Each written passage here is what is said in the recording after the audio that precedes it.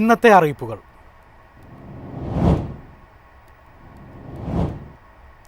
Supplyco subsidy സാധനങ്ങളുടെ വില ഇനിയും കുറയും.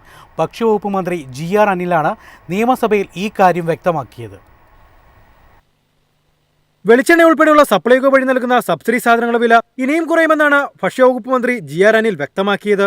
ശബരി സബ്സിഡി വെളിച്ചെണ്ണയുടെ വില ലിറ്ററിന് 339 രൂപയിൽ നിന്നും 319ആയും ശബരി നോൺ സബ്സിഡി 389 രൂപയിൽ നിന്ന് 359 രൂപയായും കേര വെളിച്ചെണ്ണയുടെ വില 429 രൂപയിൽ നിന്നും 419 രൂപയായും കുറയ്ക്കും. തൂരപ്പരിപ്പിന്റെ വില കിലോഗ്രാമിന് 99 രൂപയിൽ നിന്ന് 88 രൂപയായും ചെറുപയറിന്റെ വില 90 രൂപയിൽ നിന്ന് 85 രൂപയായും കുറയ്ക്കും.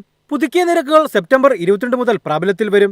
ഓണക്കാലത്ത് അരിയുടെ ലഭ്യത ഉറപ്പുവരുത്തുന്നതിനു വേണ്ടി ഓരോ റേഷൻ കാർഡിനും 20 കിലോഗ്രാം അരി 25 രൂപ വിലയ്ക്ക് നൽകിയിരുന്നു. ഇത് തുടർന്നും സപ്ലൈകോ വിൽപ്പനശാലകൾ വഴി നൽകുന്നതാണെന്നും മന്ത്രി ഉറപ്പു നൽകി.